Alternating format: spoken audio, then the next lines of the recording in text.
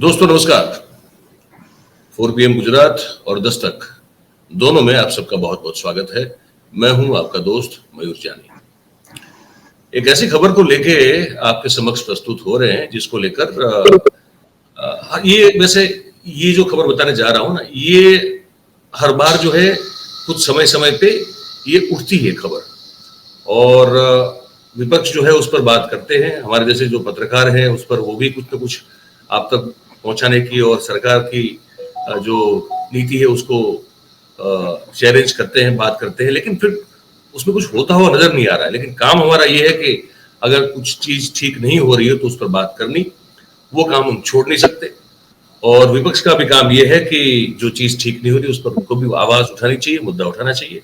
तो कांग्रेस ने इस मुद्दे पर जो है आवाज उठाई है। उनके जो प्रदेश प्रवक्ता है पार्थिवराज सिंह कठवाड़िया साहब, उन्होंने इस मुद्दे को उठाया है। और मुद्दा ये है कि गुजरात के जो हमारे पिछड़े हुए जो इलाके हैं, आदिवासी इलाके हैं, वहां पे उन इलाकों में 83,556 परिवार जो हैं उनको अब नेशनल फूड सिक्योरिटी एक्ट का लाभ नहीं मिल पाएगा, क्योंकि उनके जो राशन कार्ड है वो मतलब वो कमी कर दिए गए हैं। उसको उनका राशन कार्ड जो है वो रद्द हो चुका है। और अगर ये होता है तो ये क्यों होता है और ये होने से क्या क्या और तकलीफें इन परिवारों को हो सकती है, इन सब पूरे मुद्दों पर हम जो है बात करेंगे। पार्थिवराज भाई को हम जो है जोड़ रहे हैं अभी, तो उन्हीं से बात करेंगे, पूछेंगे। मुद्दा उन्होंने उठाया। पार्थिव भाई आपका बहुत बहुत स्वागत है 4 PM पे और दस्तक पे। तो ये आप बताइए दर्शकों को कि ये आपने जो आंकड़े निकाले हैं, एक तो वो आपने कहां से निकाले और इसकी इम्पैक्ट क्या होगी, ये जो पिछड़े परिवार है, हमारे आदिवासी परिवार। भाई ये तो फिगर्स हैं। जब मैं अभी थोड़े दिनों पहले नवसारी के हेलो, आप थोड़ा सेंटर में आ जाए फ्रेम आपका। हेलो, ठीक है। हाँ अब ठीक है, अब ठीक है। आज से कुछ दिनों पहले मैं नवसारी गया था, तो नवसारी में से मुझे ये जानने मिला कि वहां पे एक वासदा करके ब्लॉक है।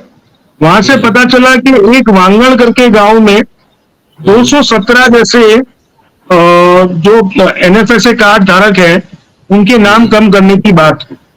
वहां के लोगों ने आवाज उठाई और वहां के लोगों ने इस बात को मजबूती से रखा कि भैया किस आधार पे ये कार्ड को रद्द किया जा रहा है। उसके बाद हमने ये डेटा को निकालने की कोशिश की तो डेटा सामने आया कि तकरीबन 3600 जैसे कार्ड सिर्फ वासदा ब्लॉक में डिलीट करने की या कम करने की बात थी। फ्रेम के बीच में रहिएगा प्लीज, है ना।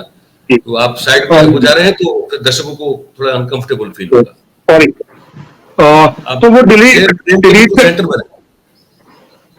डिलीट करने की बात थी। तो एक्चुअली मुझे पहले ऐसा हुआ कि क्या सिर्फ ये चीज वासदा में ही हो रही है या और कहीं भी हो रही है।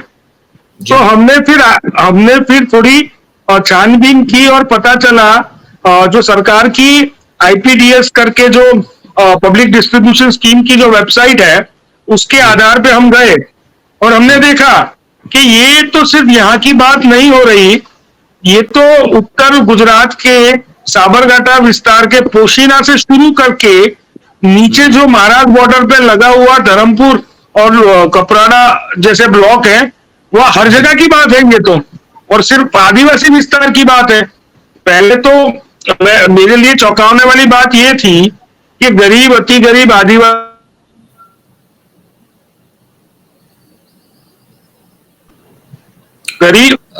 अति गरीब आदिवासी विस्तार में ये जब यूपीए सरकार, कांग्रेस सरकार जब फूड सिक्योरिटी एक्ट का लॉ लाई थी, कायदा अधिनियम लाई थी, तब सरकार की मंशा ये थी कि जो लोग गरीब हैं, अति गरीब हैं, वो कोई भूखा ना सोए।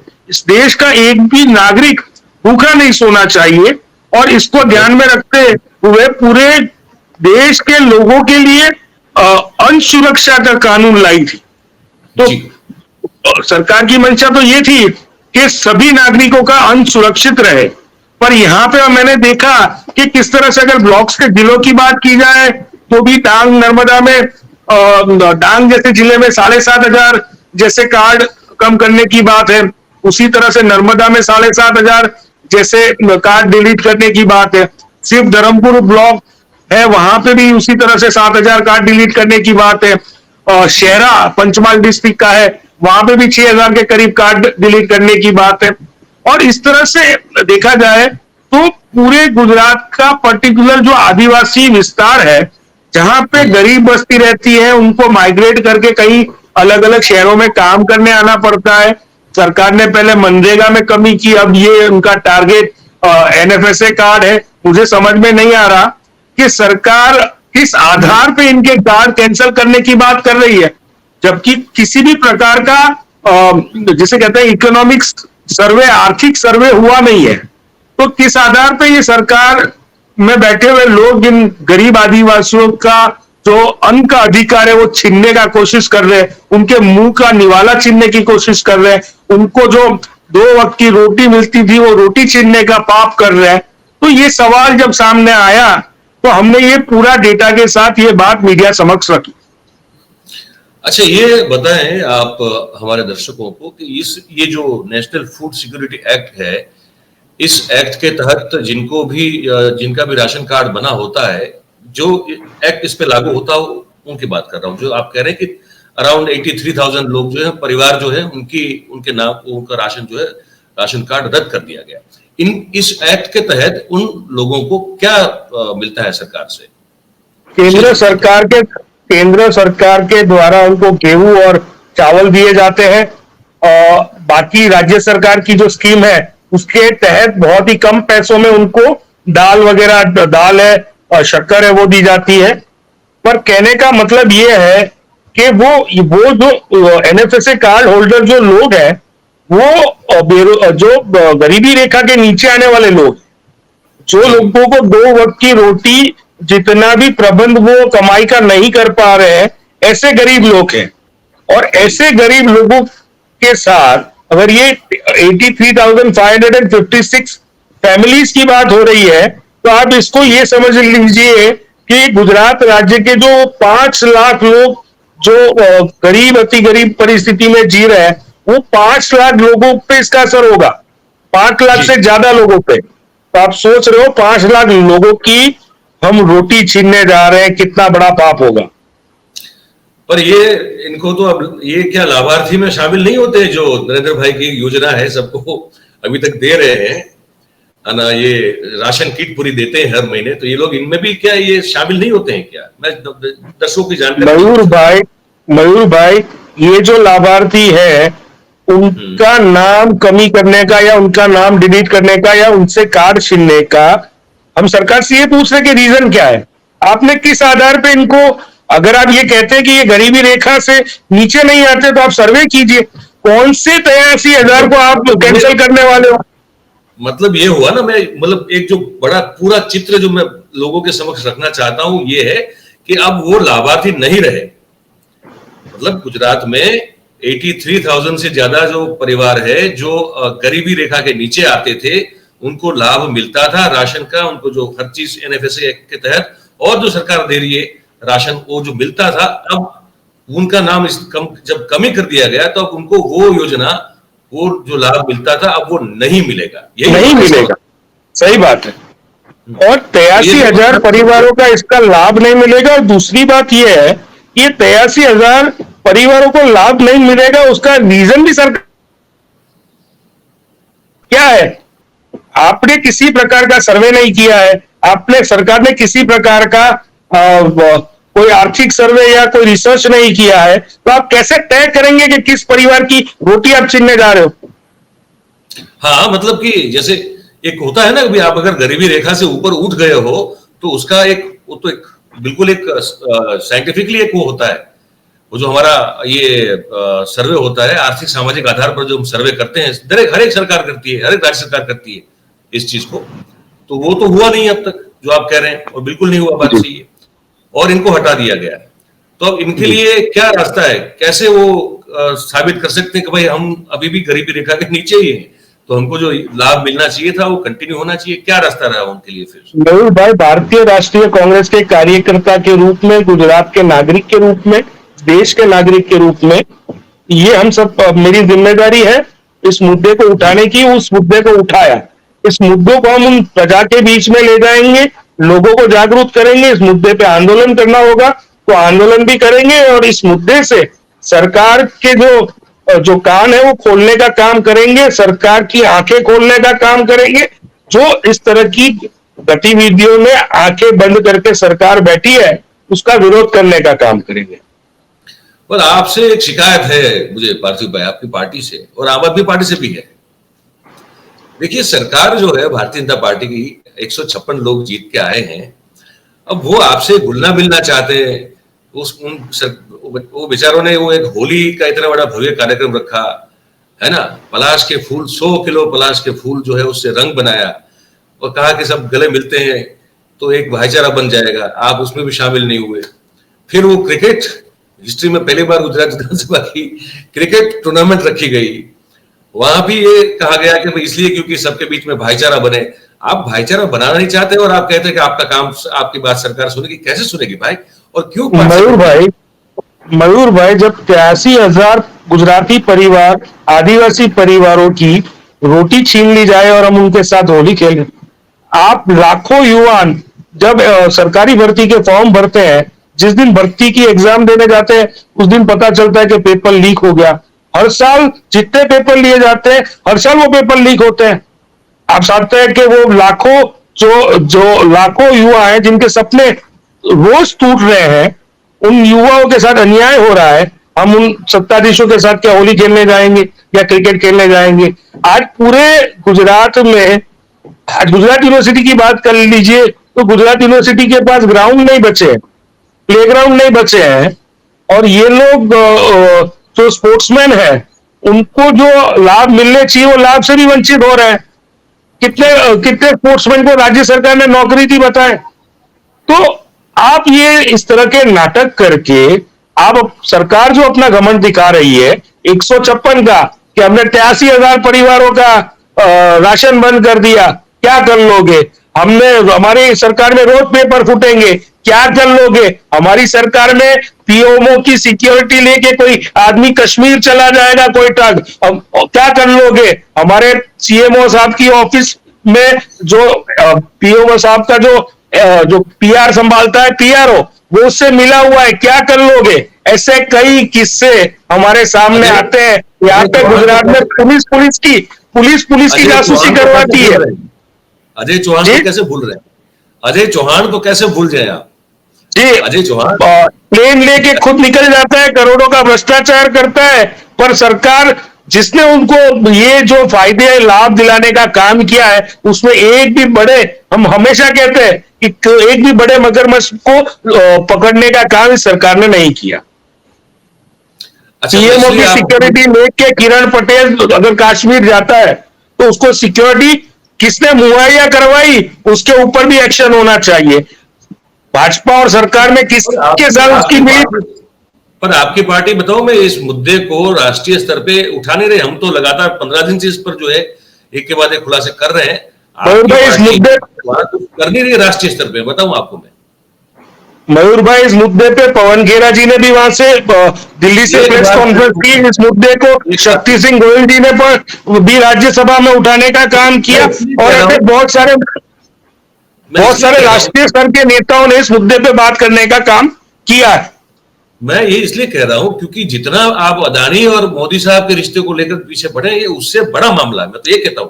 और यहाँ आप अगर दबाव अगर विपक्ष के तौर पर बनाएंगे तो इस पर तो कुछ न कुछ एक्शन उनको जो है जबरन लेना पड़ेगा।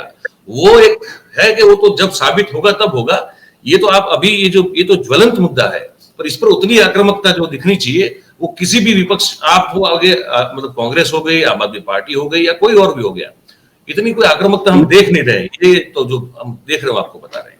खैर, वो फिर जो भी हो, पर आपने अभी जो कारण बताया ये सब कारण थे कि आपने ना क्रिकेट खेली ना होली खेली। चलिए ठीक है आप, पर अहमदाबाद में तो कल दिन दहाड़े एक नरोडा में जो है सोने के व्यापारी के वहां जाके पिस्तौल दिखा के लूटने की बड़ी जोरदार कोशिश की गई। और दूसरी ओर जो है हर्ष संघवी साहब ये कहते हैं बड़ौदा में कि पत्थर उठा के फेंकने वालों की हालत वो हो जाएगी कि जिंदगी में पत्थर की ओर सोचेंगे भी नहीं। मयूर भाई, आपके मीडिया के माध्यम से, दस्तक के माध्यम से, आप ही की चैनल के माध्यम से हमने बात की कि गुजरात राज्य में बलात्कार के किस्से बढ़ रहे हैं। हमने आप ही के माध्यम से बात की पोक्सो केसेस में किस तरह से केसेस में बढ़ोतरी हो रही है, जी बच्चों के साथ जिस तरह की घटनाएं घट रही है उसमें कैसे बढ़ोतरी हो रही है। हमने आप ही के माध्यम से बातचीत की कि किस तरह जेलों में कितने लोग वांटेड है और कितने लोग जेलों में ज्यादा बंद है, कैपेसिटी से ज्यादा लोगों को जेल में डाला जा रहा है और जितने जेल में नहीं है उससे ज्यादा वांटेड है। wanted है। ये भी हमने बात की।